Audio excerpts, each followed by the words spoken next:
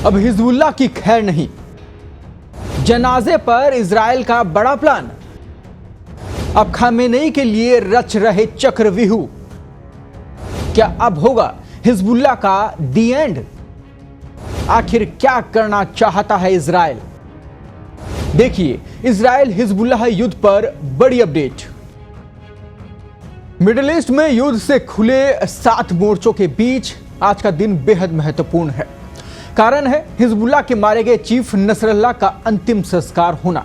वो नसरल्लाह जिसके शव को लेकर अब तक सस्पेंस बना हुआ है, लेकिन यह तय है कि नसरल्लाह को सुपुर्दे खाक किया जाएगा। इस दिन दुनिया के तमाम देशों की नजर इसलिए भी यहां पर टिकी हुई है क्योंकि ईरान के सुप्रीम लीडर अली खामनेई को नसरल्लाह की मौत के बाद सीक्रेट जगह पर ले जाया गया था। उसके बाद पहली बार खामनेई सामने आने वाले हैं। ऐसे में यह भी माना जा रहा है कि इजराइल कुछ बड़ा प्लान कर सकता है क्योंकि हिजबुल्लाह प्रमुख हसन नसरुल्लाह के मारे जाने के बाद उसके संभावित उत्तराधिकारी माने जा रहे हाशिम सफीदीन को इजराइल ने निशाना बनाते हुए हमला कर दिया। लेबनानी रिपोर्ट्स का हवाला अगर मानते हैं तो इजरायली मीडिया ने दावा किया है कि आईडीएफ ने कथित तौर पर बैरूत के उही उपनगर में हाशिम सफीदीन को मारने की कोशिश की, उसका खात्मा कर दिया। रिपोर्ट में कहा गया कि इजरायली हमला नसरल्लाह को मारने वाले हमले से कहीं ज्यादा बड़ा था। आईडीएफ ने कथित तौर पर दक्षिणी लेबनान के इलाकों पर हमला किया जिसमें बैरूत भी शामिल है। बैरूत में कई बड़े धमाके हुए जिनमें हाशिम सफीदीन सहित कई लोगों के मारे जाने की आशंका है।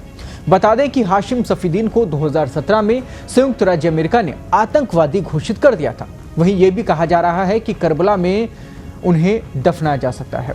बात हो रही है नसरल्लाह की। इजरायली हमले के डर की वजह से नसरल्लाह की अंतिम यात्रा सांकेतिक रहेगी। कहा जा रहा है कि एक बार फिर वहां स्थिति जो है सामान्य होने पर नसरल्लाह के सम्मान में धार्मिक आयोजन किया जा सकता है। वहीं supreme leader Ayatollah Ali Khamenei Iran में जुम्मे की नमाज में शामिल होंगे। रिपोर्ट्स के मुताबिक नसरल्लाह के जनाजे पर इजरायली हमले के डर से उनकी अंतिम यात्रा बड़े स्तर पर नहीं निकाली जाएगी।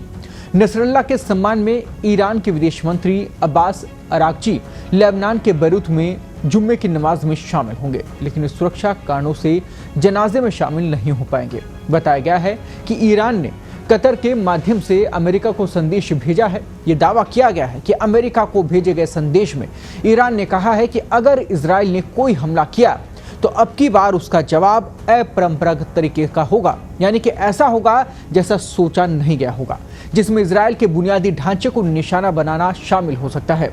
ईरान कह रहा है कि अब कोई एक तरफा आत्मसंयम नहीं रहेगा। यह बयान उकसाने वाला है या फिर यह बयान इजराइल के हमले से पहले डर का है, इस पर दुनिया की निगाह अब भी बनी हुई है। ऐसी ही लगातार अपडेट के लिए, ताज़ा अपडेट के लिए बने रही पत्रिका के साथ मैं हूं आपके साथ कृपाशंकर शर्मा।